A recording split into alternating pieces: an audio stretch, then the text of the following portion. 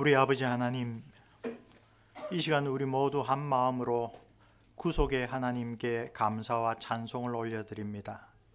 우리를 지으신 창조주이시며 우리를 죄와 사망과 사단의 권세에서 건져주신 구속주 하나님, 그리고 우리의 삶을 인도하셔서 하나님의 거룩한 백성답게 살아가게 하시는 성화의 주 하나님, 거룩하신 삼위일체 하나님께 우리에게 베푸신 그 풍성한 은혜를 기억하면서 우리의 감사하는 마음을 담아 헌상을 올려드립니다. 주님의 놀라우신 긍휼과 신실하신 사랑 덕택에 오늘 우리가 하나님의 거룩하신 존재 내에 나왔습니다. 우리가 받아 누리는 모든 것은 오직 주님의 은혜와 사랑으로 말미암은 것입니다. 이러한 진실된 믿음의 고백을 따라 이 시간 우리가 주님께 올려드리는 것을 기꺼이 받아주시기를 원합니다. 구약의 거룩한 족장들의 본을 받아 하나님께 감사와 서원의 마음으로 헌상하는 성도들을 주님께서 돌아보시고 아브라함과 이삭과 야곱의 하나님, 곧 언약하신 바를 신실하게 지키시는 주 하나님께서 우리 성도들의 삶에 늘 함께해 주옵소서. 하나님의 사랑에 감동하여 기꺼이 형제들의 교회를 위하여, 궁핍한 그리스도인들을 위하여 연보와 선교 헌금을 드린 신약의 여러 초대교회들의 모범을 본받아 헌상하는 종들의 마음을 기꺼이 받아 주옵소서. 또한 우리의 삶 속에서 주님의 도우시며 인도하시는 손길을 깨닫고 감사의 헌물을 드리는 성도들에게 주님께서 더 큰 위로와 축복을 내려 주옵소서. 우리 아버지 하나님, 이렇게 감사하는 마음으로 주께 헌상하는 모든 주의 백성들에게 이 세상은 결코 알지 못하는 하늘의 기쁨과 평강을 풍성히 내려 주옵소서. 하나님 나라를 바라보는 참된 소망 가운데 믿음과 사랑을 실천하며 이 세상에서 살아갈 때에 주의 자녀들에게 필요한 모든 것을 신실하게 더해 주옵소서. 우리와 우리의 자녀들이 이 세상의 그 어떤 부모들과도 비교할 수 없는 전능하신 능력과 놀라우신 큰 사랑으로 우리를 돌보시는 하늘 아버지를 일상생활에서부터 체험하며 살아가게 하여 주옵소서. 교회에 세운 직분자들을 주님께서 축복하여 주옵소서. 주님 앞에 바친 모든 것을 주님의 기뻐하시는 뜻대로 잘 사용할 수 있도록 지혜와 명철과 정직한 마음을 주옵소서. 교회 공동체가 물질의 사용에 있어서도 하나님의 거룩하신 뜻을 잘 드러내는 신령한 공동체가 되게 하옵소서. 이 헌상의 일을 통하여 거룩하신 하나님께 우리가 합당한 영광을 돌리며 주님의 이름을 높이는 그러한 신실한 주의 백성들의 모임이 될 수 있도록 우리에게 은혜를 베풀어 주옵소서. 우리 주 예수 그리스도의 이름으로 감사 기도드립니다. 아멘.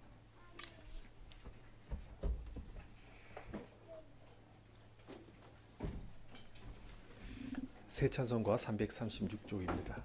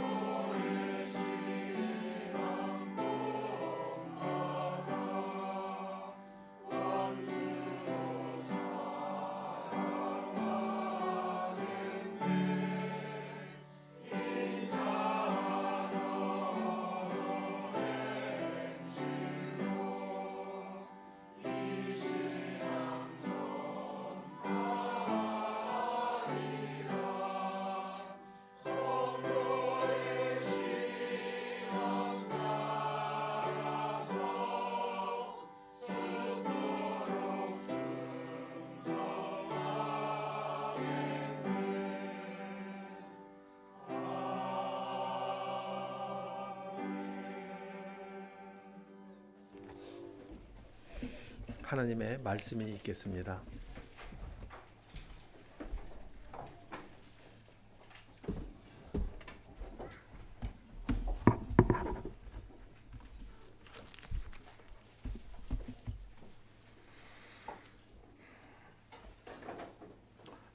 그동안 우리는 히브리서의 설교 5편을 함께 묵상하였습니다. 그 설교들은 예수 그리스도를 우리의 믿는 도리의 사도이시며 대제사장이심을 구약의 여러 중요한 그림자들을 통하여 입증하였습니다. 예수 그리스도께서 사도라라고 이야기를 할 때 히브리서의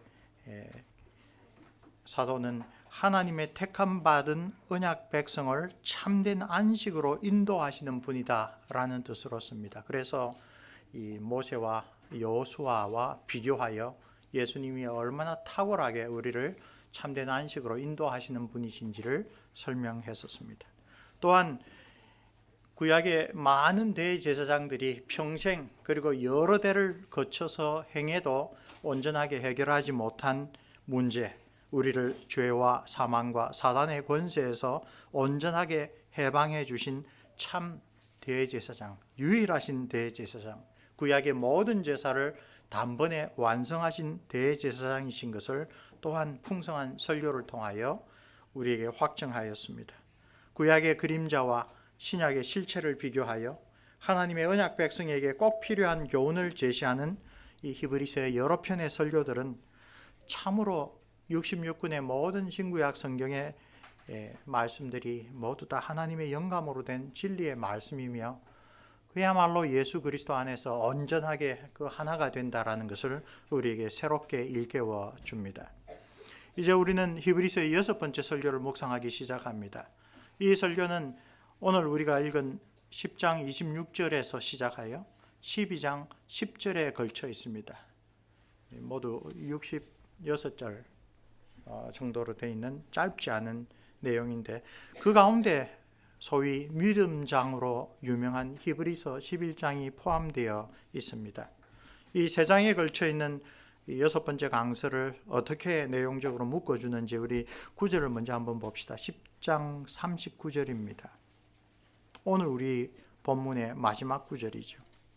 우리는 뒤로 물러가 멸망할 자가 아니요 오직 영혼을 구원함에 이르는 믿음을 가진 자니라. 그리고 그 말씀을 직접적으로 연결해 주시는 것이 12장 1절과 2절 말씀입니다. 이러므로 우리에게 구름과 같이 둘러싼 허다한 정인들이 있으니 모든 무거운 것과 얼매이기 쉬운 죄를 벗어버리고 인내로서 우리 앞에 당한 경주를 하며 믿음의 주요 또 온전하게 하시는 이인 예수를 바라보자.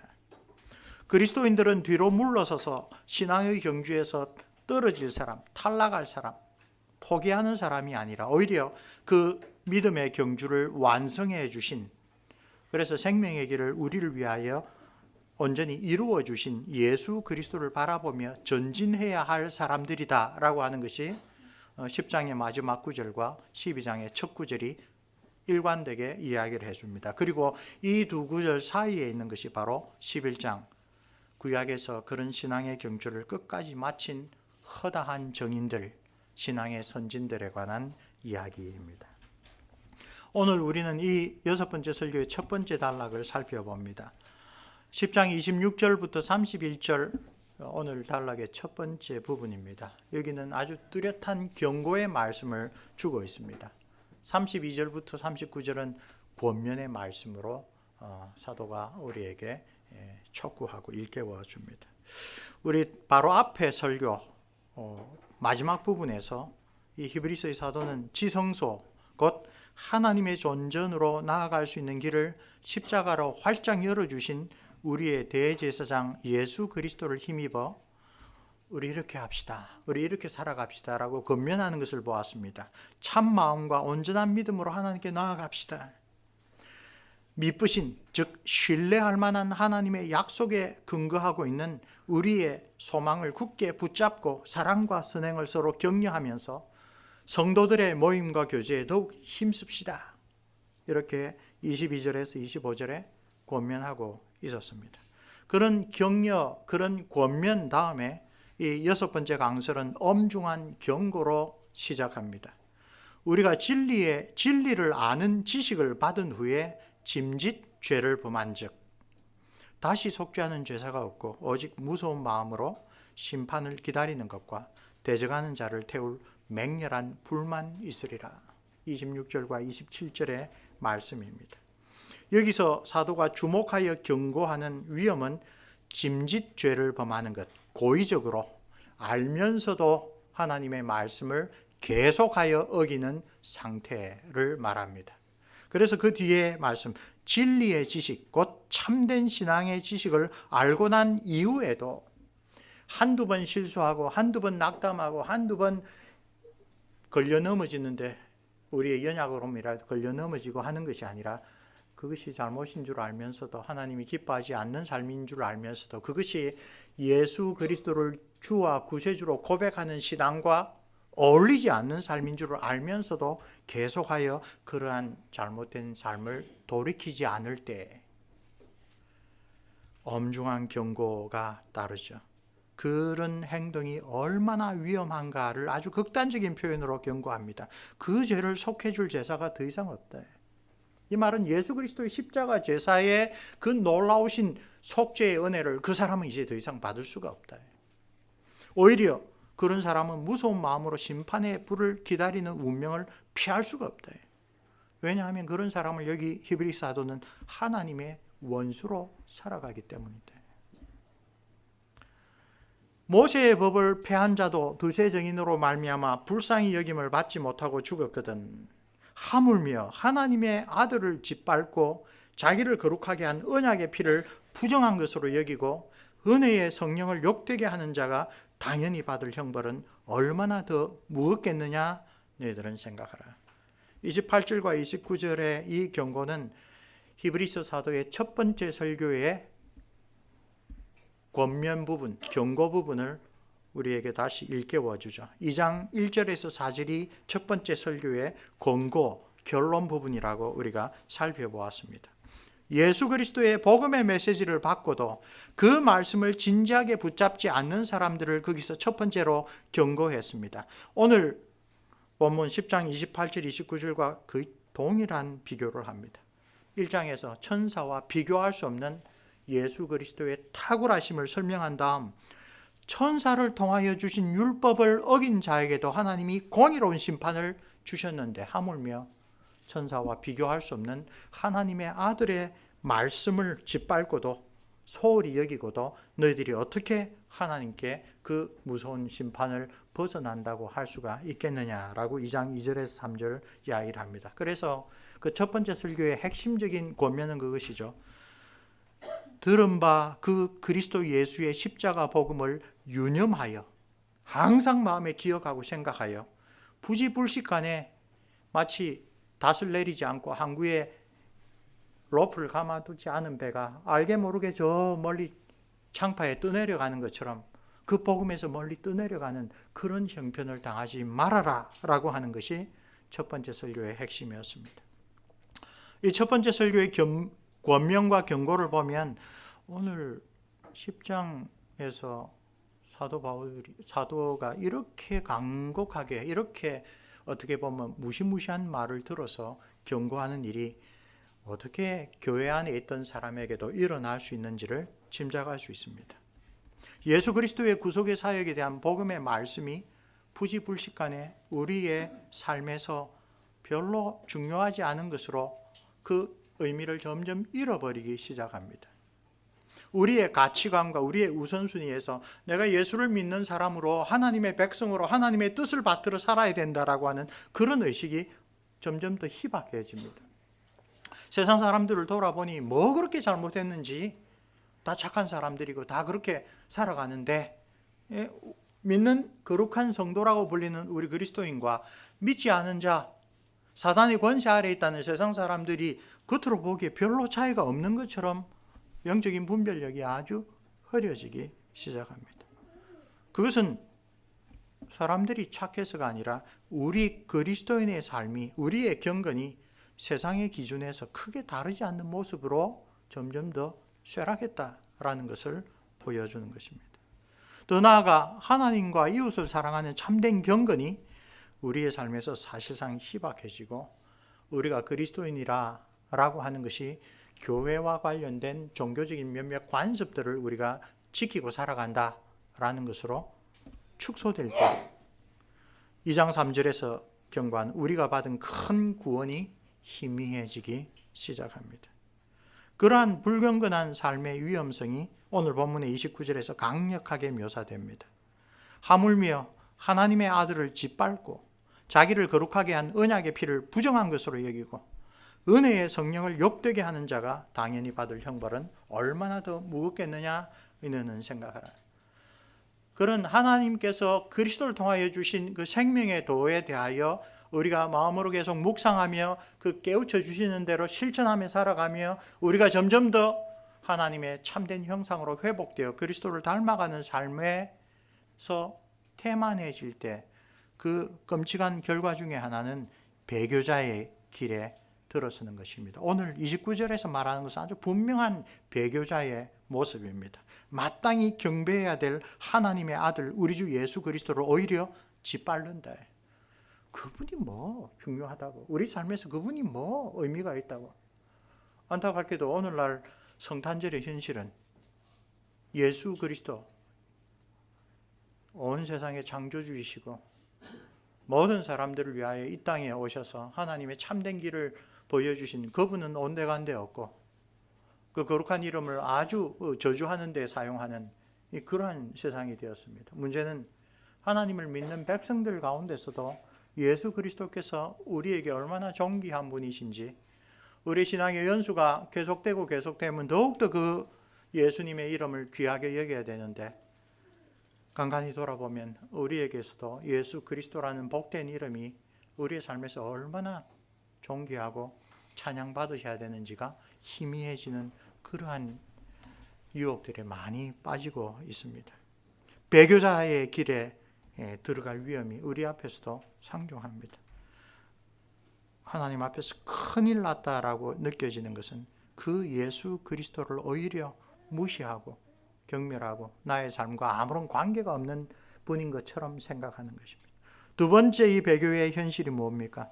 우리를 거룩하게 하는 그리스도의 십자가의 보혈을 오히려 부정한 것으로 여기고. 사랑하는 성도 여러분, 이것이 참 교회 밖에 있는 사람들에게 해당하는 것 같지만 실제로는 오늘날 18세기 이후에 많은 지혜롭다고 하는, 많은 현명하다고 하는 신학 박사들과 신학 교수들에게서도 일어나는 일입니다. 한 사람이 십자가에 달려 죽은 것으로 다른 사람의 죄가 사해진다라는 것은 더 이상 믿을 수 없는 신화적인 이야기. 과학 문명이 발전하지 못했던 시절에 그 당대 사람들에게 일깨우기 위한 일이지 어떻게 한 사람의 죽음으로 다른 사람, 나의 죄가 씻어진단 말이냐. 기독교의 핵심은 그리스도의 이타적인 죽음을 우리가 본받아서 우리도 착하게 사는 데 있는 것이지 그리스도의 죽음이 우리를 깨끗하게 하고 그리스도의 보혈이 우리를 하나님의 자녀로 만드는 것, 그런 것은 그대로 믿을 바가 아니다라고 똑똑하다고 하는 신학자들이 다 그렇게 이야기를 하고 있는 현실입니다. 성경을 읽고 신학을 공부하되 보혜사 성령 하나님의 은혜를 구하지 않는 결과는 바로 이러한 헛된 생각입니다. 우리가 많이 알수록 그 많이 아는 것이 성령께서 일깨워 주시는 참된 지식, 곧 예수 그리스도를 존귀한 자로 여기고 그리스도의 십자가 보혈이 얼마나 우리의 삶에 귀중한 것인지를 바르게 알고 고백하고 찬양하며 또 감사드리는 삶으로 연결되어 있느냐. 이것이 참된 구원 얻는 믿음이고 이것이 그 참된 구원 얻는 믿음과 긴밀하게 연결된 생명에 이르는 회개의 열매를 맺는 그건 올바른 기독신앙입니다. 그러나 오늘 히브리서의 사도는 벌써 초대교회에서부터 믿노라 하는 자들이 바로 그런 성령의 은혜로 하나님의 말씀을 바르게 배우지 못하면 부지불식간에 그 예수 그리스도의 십자가 보혈을 오히려 부정한 것으로 얘기해요. 그리고 은혜로 역사하시는 성령에 대하여 참람한 생각으로 회방하는 무서운 배교의 현실에 빠져든다. 이 세 번째 특징, 배교의 특징은 참으로 놀랍습니다. 현대교회의 주된 특징이 뭐냐?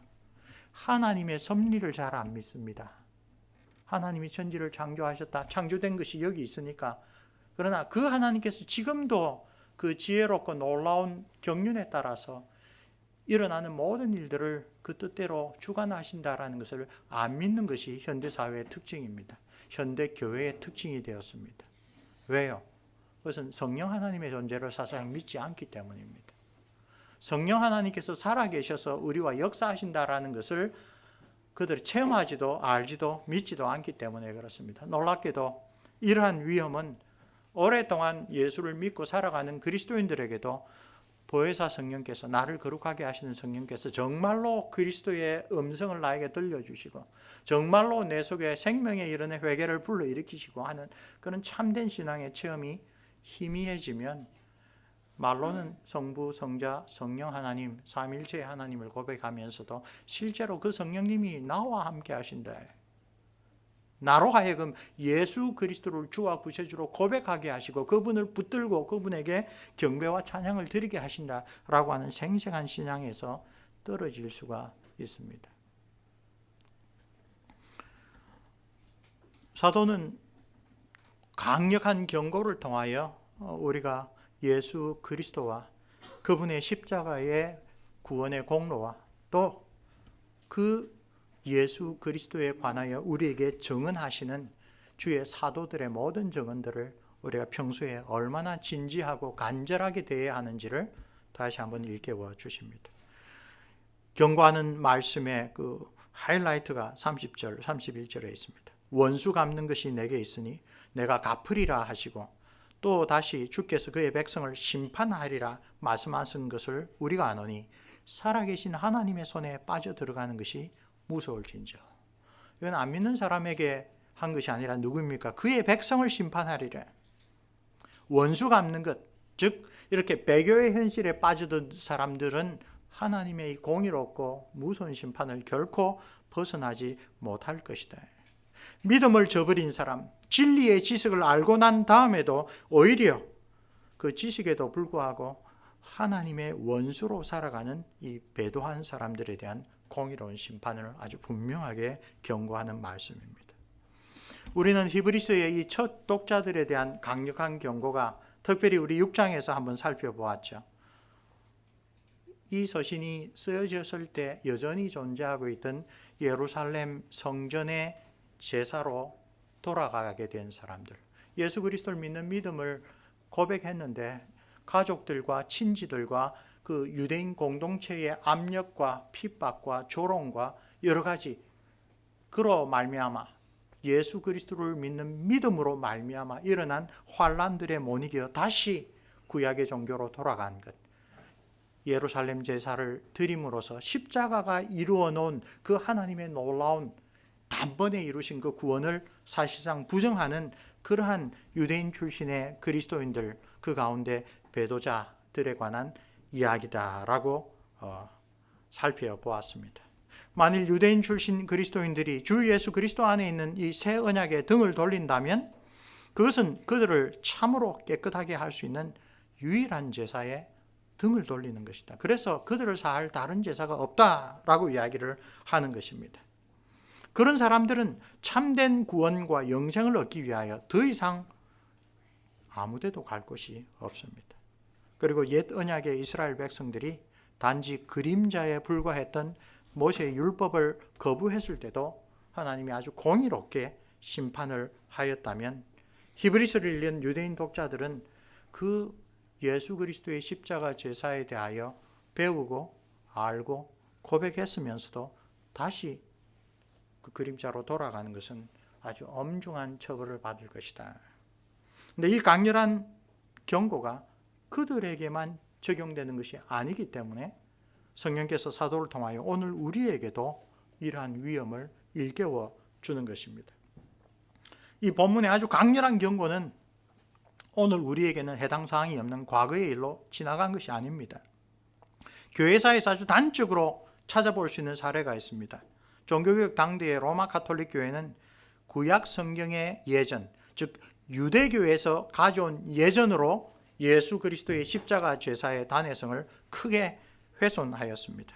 그들이 말하는 미사는 가장 중요한 의미가 지금 갈보리 십자가에서 행해진 예수 그리스도의 그 단회적인 제사가 교회에 주신 그 권세에 따라 성직자가 된 사제의 축성을 통하여 기적적으로 그리스도의 떡과 포도주로 변하고 화채설이죠. 그것을 지금 성도들과 나누기 전에 하나님께 들어 올려서 바침으로써 제사의 행위입니다. 피 없이 드리는 제사의 행위를 보고 지금 우리의 죄를 용서해 주신다라고 이야기를 합니다. 그것은 처음 동기는 아마 예수 그리스도의 십자가 제사, 갈보리의 그 희생 제사를 기억하자라는 의도로 시작된 측면이 있습니다. 그러나 가면 갈수록 그것이 예수 그리스도의 그 참된 제사를 가려버리고 우리가 주일날 교회 가서 설교를 잘 듣든지 못 듣든지 기적적으로 교회에 계신 성령의 능력으로 기적적으로 변한 그 떡과 포도주를 받아 먹으면 요한복음의 말씀을 아주 잘못되게 적용하여 그것을 먹는 자는 영생을 얻으리라. 그래서 참된 회개의 삶, 참된 믿음의 실천 이런 것이 아니라 그 떡과 포도주, 기적의 떡과 기적의 포도주를 먹고 마시는 게 종교생활의 가장 중요한 것이 되어버렸죠.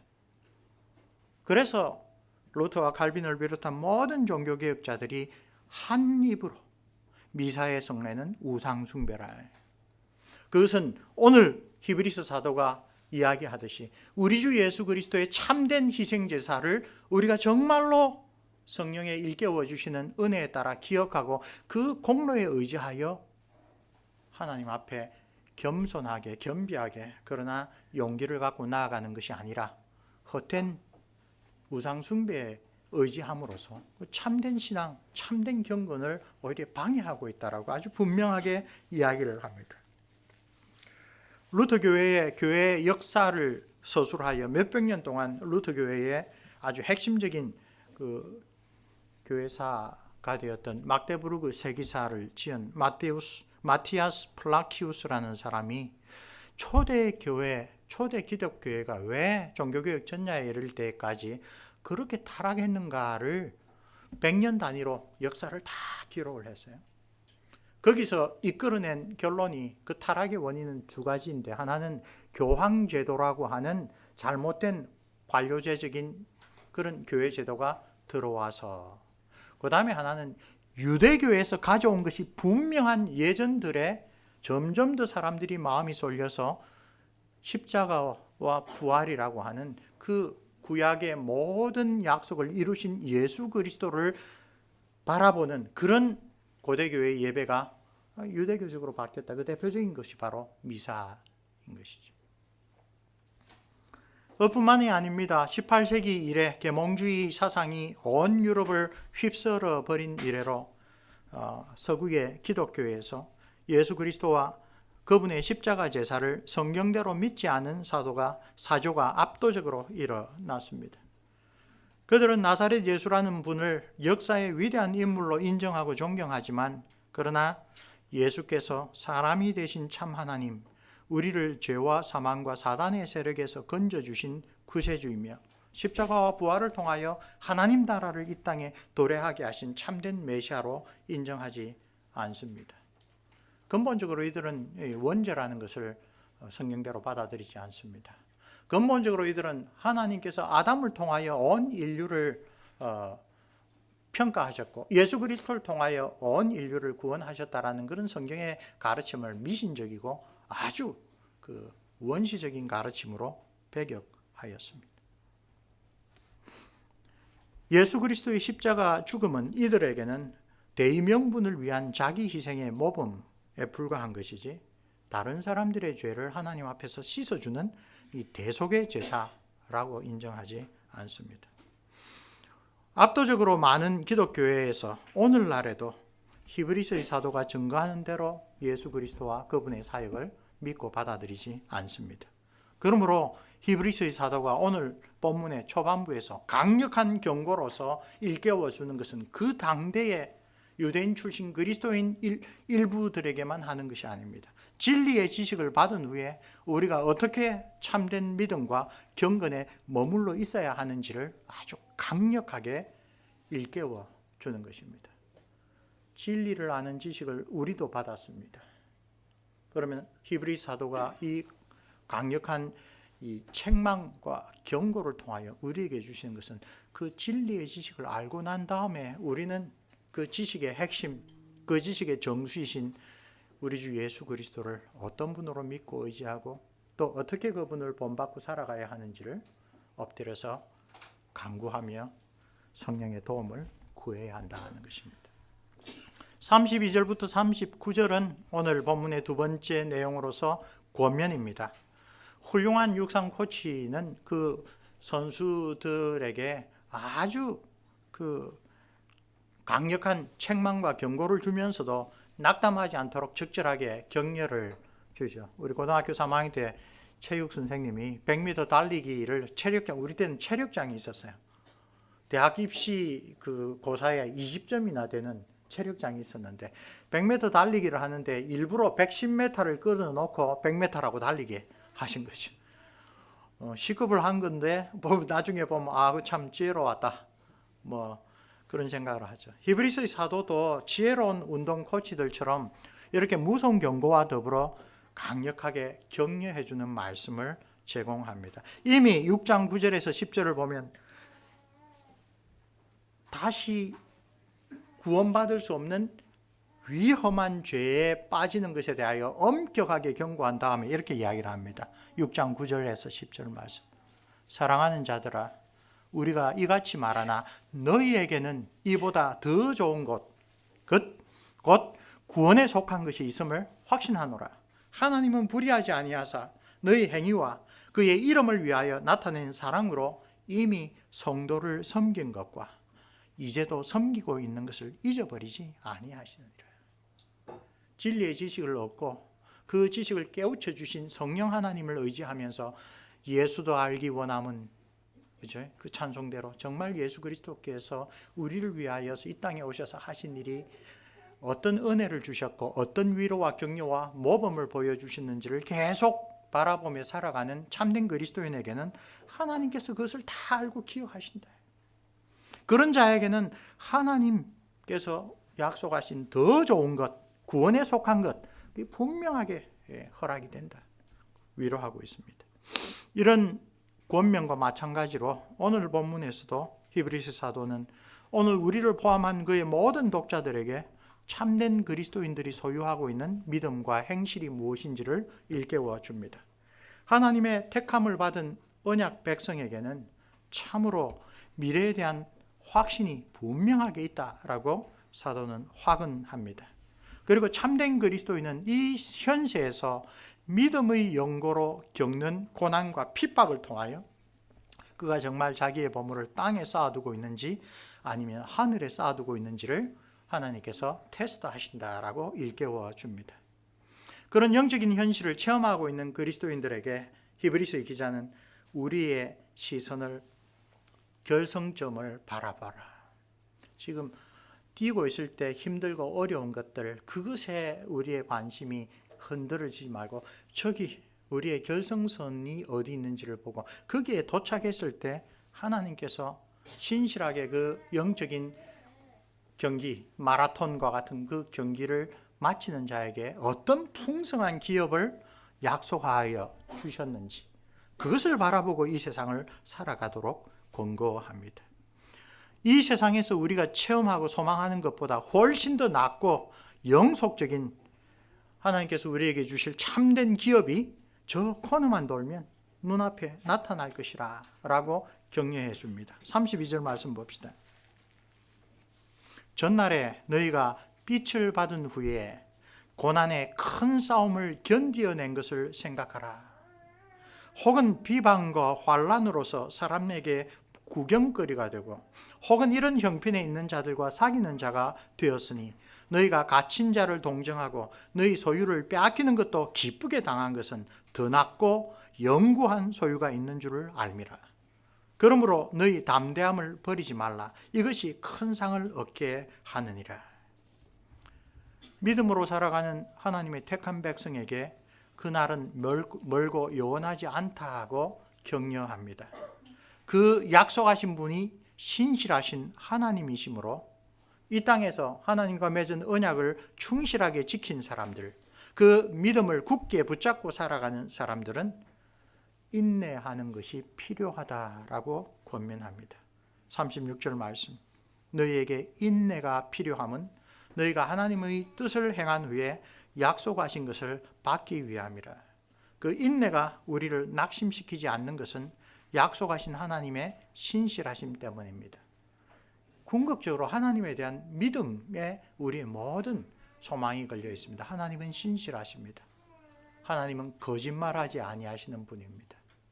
하나님께서 그 독생자 예수 그리스도를 통하여 보여주신 우리에 대한 사랑은 이 세상 어떤 일도 흔들지 못하는 확고부동한 증거입니다.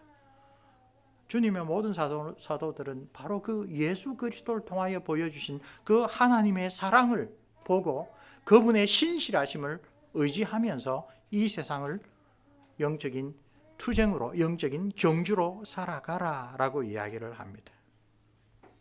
마치 마라톤 선수들이 최종 목표선에, 우리 올림픽 경기를 하면 경기를 다 하고 마지막 마라톤의 코스가 뭡니까? 스타디움 안으로 들어오는 거죠. 그래서 그 스타디움에 있는 트랙을 한 바퀴 도는 것이 마라톤 경기의 마지막입니다.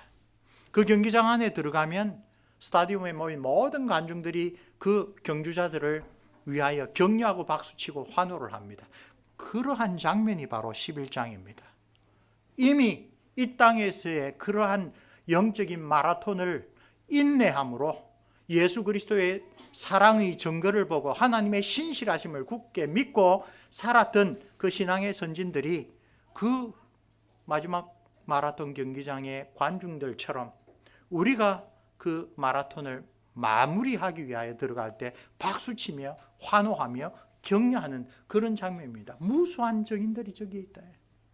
그들이 이 땅에서 어떻게 하나님의 신실하심을 믿고 예수 그리스도의 사랑에 의지하여 살았는지 지금 우리가 낙심하여 중도 포기하거나 휩쓸러 떠나지 않도록 그리하여 배교의 끔찍한 그러한 자리에 서지 않도록 격려하며 환호하며 우리를 바라보며 응원하고 있다.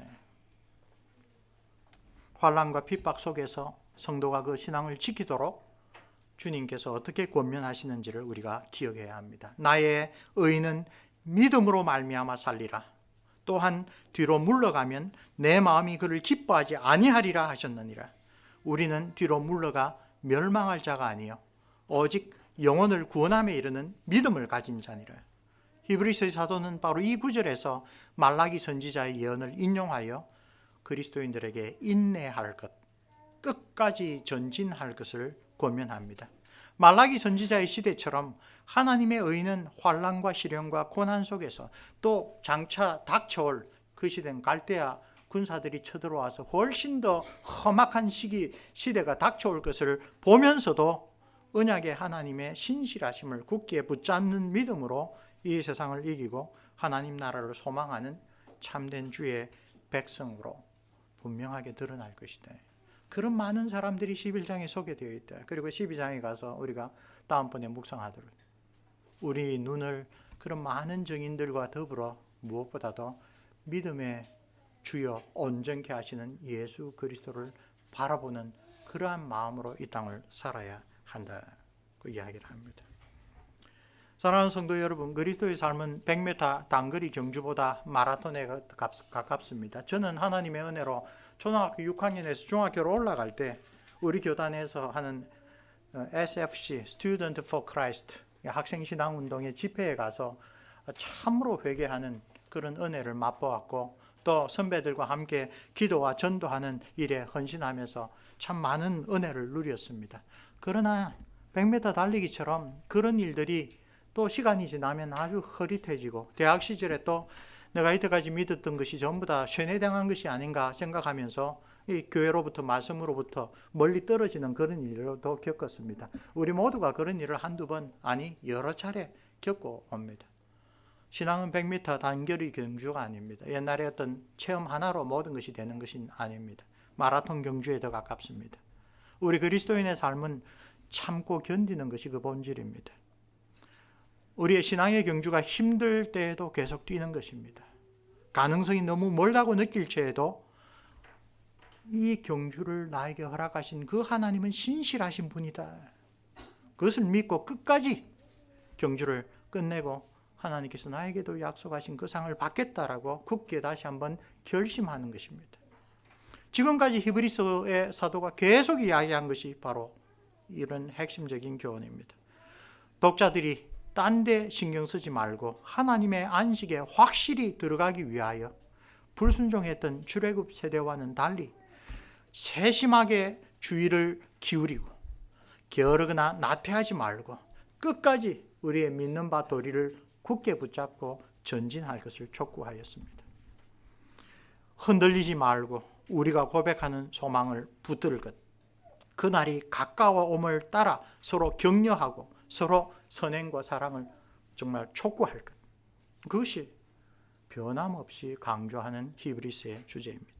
이 6번째 설교의 첫 번째 단락을 오늘 묵상하면서 인내와 또 끝까지 견디는 것이 무엇을 의미하는지, 그 긍정적인 측면, 부정적인 측면을 강력한 경고와 또 아주 지혜로운 권면을 통하여 우리가 살펴보았습니다.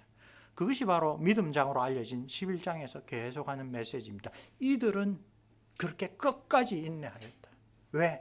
그들은 눈에 보이지 않지만 확실하게 믿음의 실체가 무엇인지를 알려주시는 그 하나님의 약속을 붙잡고 살았기 때문이다 라고 이야기를 해줍니다. 11장의 모든 신앙의 선진들은 믿음, 장래에 관한 하나님의 약속을 신뢰하는 것, 현재의 고난과 여러 가지 시험과 역경에도 불구하고 하나님의 약속들에 근거하여 살아가는 것, 그것을 자신의 믿음이라고 증명해 보였습니다. 그들이 모두 하나님의 칭찬을 받은 이유가 바로 그 생생한 믿음, 끝까지 인내하는 믿음이었습니다.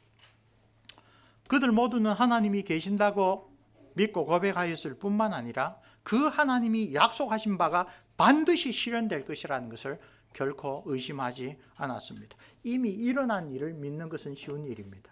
그러나 하나님이 누구신지를 신뢰하는 마음으로 일어나지 않았는데, 혹은 지금 나에게 닥쳐오는 일은 하나님의 자녀의 영광과는 아주 동떨어진 환난과 시련인데도 그 약속하신 분 하나님을 믿고 의지하는 것, 그것이 우리를 구원하는 참된 믿음입니다.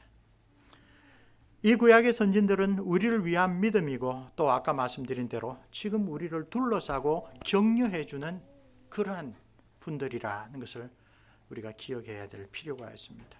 이러므로 우리에게 구름과 같이 둘러싼 허다한 증인들이 있으니 모든 무거운 것과 얽매이기 쉬운 죄를 벗어버리고 인내로서 우리 앞에 당한 경주를 정주하자. 이 구절로 11장의 모든 내용들이 잘 요약이 됩니다. 그리고 우리가 다음번 묵상에 인내로 우리의 신앙적인 경주를 끝까지 하기 위하여 우리에게 권면하는 것이 무엇입니까? 무거운 것, 얽매이기 쉬운 죄. 우리 각 사람이 경주를 한다고 하면서 우리 육상 선수를 보면 몸에 부담이 되는 것은 최소한으로 없애버리죠. 근데 다리에 아주 무거운 각반을 차고 등에 아주 무거운 배낭을 지고 뛰면은 아주 어리석은 일이 되겠죠. 근데 놀랍게도 우리는 신앙의 경주에서 무거운 것과 얽매이기 쉬운 죄를 정말로 벗어버리기를 싫어할 때가 많이 있습니다. 그것 때문에 우리의 믿음이 지체가 되는 것입니다. 히브리 사도가 우리에게 권면하는 바가 무엇인지 깊이 한번 생각을 해봐야 될 필요가 있습니다. 무거운 것과 얽매이기 쉬운 죄, 우리는 하나님 앞에서 어떤 것이 우리의 영적인 경주를 방해하고 있는 것인지를 아주 깊이 한번 돌아봐야 합니다. 다음번에 묵상에서도 더 깊이 살펴볼 텐데요. 우리 39절 말씀 한번 보십시오. 히브리서 11장 39절에서 40절 말씀. 이 사람들은 다 믿음으로 말미암아 증거를 받았으나 약속된 것을 받지 못하였으니 이는 하나님이 우리를 위하여 더 좋은 것을 예비하셨은즉 우리가 아니면 그들로 온전함을 이루지 못하게 하려 하심이라. 이 아주 놀라운 구절입니다. 그 구약의 신앙의 선진들은 지금 하나님 앞에 위로를 받고 있지만 그들이 바라했던 것, 아브라함이 바랐던 하나님이 건설하시고 다스리실 그 터가 있는 영원한 도성은 아직 풍성하게 누리지 못하였다. 그것은 오늘 우리의 신앙의 경주가 다 끝날 때, 하나님이 택하신 자들이 모두 다 그 경주를 마치게 될 때, 우리 주께서 다시 오실 그날에 이루어질 그때에 이들도 그들이 정말 바랬던 최종적인 그런 하나님 나라의 풍성한 은혜를 함께 맛본다는 거죠. 그래서 그들은 열심히 우리를 격려합니다. 그들은 열심히 우리를 응원합니다. 우리가 그런 신앙의 경주를 잘 마치는 것이 그들의 약속이 성취되는 것과 연결되어 있기 때문입니다. 사랑하는 성도 여러분, 오늘 복된 성탄주일에 한번 우리의 믿음을 돌아봅시다. 저는 가끔 교회에서 성탄주일 관련해서 많은 행사들이 있거나 혹은 사역자로서 많은 행사들을 주관할 때는 느끼지 못했지만, 그러나 가만히 홀로 있게 되는 그 12월 달에 내가 예수를 믿는다는 게 과연 무엇인가, 나의 삶에서 예수님은 어떤 의미가 있는가를 간간히 깊이 있게 생각을 해봅니다. 그때 나의 생각에 계속 빠져들어가면 결코 아름다운 열매를 맺지 못합니다. 그런 계기들마다 하나님의 말씀, 성경은 우리 주 예수 그리스도를 누구라고 가르치는가? 성령 하나님께서는 그 예수님이 나의 삶에 어떤 중요한 의미가 있는 분이라고 깨우쳐 주시는가? 나는 그 예수님을 어떻게 더 믿고 신뢰하고 사랑하고 본받을 수 있는가? 그럴 때마다 우리는 말씀으로 다시 돌아가야 됩니다. 그 말씀을 통하여 역사하시는 성령의 깨우쳐 주심을 깨닫지 못하면 사람들은, 심지어 교회 안에 있는 사람도 하나님을 두려워하는 마음을 쉽사리 잊어버립니다. 하나님이 거룩하시고 공의로우신 분이라는 것을 외면하게 됩니다. 하나님을 신뢰하고 하나님의 사랑을 즐기는 것만큼이나 하나님 앞에서 우리가 겸비하게 엎드려야 된다는 것을 점점 더 잊어버립니다. 아래 속된 말로 표하면 간땡이가 붓기 시작합니다. 그래서 성탄절 우리가 몇십 년 지난 성탄절이고, 그죠? 우리 예수님 믿은 지 오래되었고, 우리 교회는 자랑할 만하고. 그러나 그때마다 우리가 다시 한번 히브리서의 사도가 우리에게 경고하고 견문한 말씀대로 우리의 믿음과 소망과 사랑의 그 실체가 어디 있는지를 깊이 한번 돌아볼 필요가 있습니다. 때때로 우리 가운데 삶에서 환난과 핍박과 예기치 못한 어려움을 당할 때에 낙심하는 성도들이 있을 수 있습니다. 또 우리도 그런 체험을 할 수도 있습니다. 그때 우리에게서 흔들려버린 믿음이 무엇이냐? 하나님의 전능하심을 믿지 않게 됩니다. 하나님이 온 세상을 창조하고 섭리하신다는데 내 삶에 대해서는 그렇게 못하시는 것 같아. 하나님께서 내 삶에 대해서는 어떻게 주관하지 못하시는 것 같아. 혹은 하나님이 나를 사랑하시는 것 같지는 않은 것 같아. 하나님의 사랑을 부인하게 됩니다. 우리가 하늘에 계신 우리 아버지여라고 부를 때에 그 하나님은 전능하신 분이고, 그래서 우리의 모든 일을 그 뜻대로 이루실 수 있는 능력 있는 분이시고, 동시에 아버지라고 부를 만큼 땅에 있는 우리의 부모보다도 우리를 사랑하는 분이라는 믿음을 담아 기도하죠. 우리가 시련과 환난을 당할 때 그 두 가지가 흔들립니다. 하나님이 거룩하시고 하나님이 전능하신 분이 아니다. 혹은 그렇게 거룩하시고 전능하신 분이라고 내가 머리로는 인정하는데 그분이 나를 사랑하시는 것은 아닌 것 같다.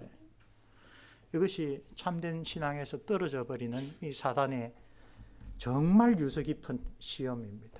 그리고 그럴 때마다 우리는 성경이 선포하시는 하나님께 우리의 마음을 다시 돌려야 합니다. 전능하시며 우리를 극진히 사랑하시는 그 하나님은 그 증거로 우리에게 무엇을 보여주셨습니까? 자기의 독생자를 우리가 아직 원수 되었을 때 먼저 보내어 십자가에 달려 죽게 하심으로 우리에 대한 하나님 자신의 사랑을 확정하셨습니다. 성령께서 그것을 나의 믿음으로 새겨주시기를 기원해야 됩니다. 혹은 성령께서 그런 믿음을 우리의 자녀들이나 우리 가운데 신앙의 어려움에 빠진 사람들에게 확신시켜 주시기를 우리가 중보하며 기도해야 할 것입니다. 그 성탄의 주님을 바라보는 그 참된 믿음이 우리 모두에게 풍성하게 임하기를 주님의 이름으로 기원합니다. 기도하겠습니다. 은혜로우신 우리 주님, 죄와 사망과 사단의 굴레 아래에 갇혀있던 우리를 속량하셔서 다시 생명의 주님과 교제할 수 있도록 이 땅에 오셔서 하나님의 말씀을 온전히 순종하시고 십자가의 길까지 신실하게 걸으신 우리 주님을 우리가 이 시간 다시 기억하고 우리의 마음으로부터 우러나는 감사와 찬양을 올려드립니다. 그 생명의 길로 우리를 인도해 주신 은혜를 되새기며 주께서 히브리서의 사도를 통하여 일깨워 주신 대로 경외하는 마음으로 믿음 안에서 인내하며 전진하는 삶을 살아가기를 저희들의 마음 가운데 다시 한번 굳건하게 일깨워 주옵소서. 보혜사 성령 하나님, 우리 마음 속에 늘 좌정하시며 주님의 생명의 말씀으로 우리를 일깨워 주셔서 또한 우리를 능력 있게 주님의 뜻대로 살아가는 자로 만들어 주옵소서. 그리하여 하늘에 있는 믿음의 선진들과 같이 우리도 생명의 길을 끝까지 달려갈 수 있도록 인도하여 주옵소서. 이 땅에서 우리의 신앙과 행실이 하나님의 택함 받은 언약 백성다운 아름다운 모습으로 주께서 기꺼이 받아주시는 선행의 열매로 날마다 입증되게 하옵소서.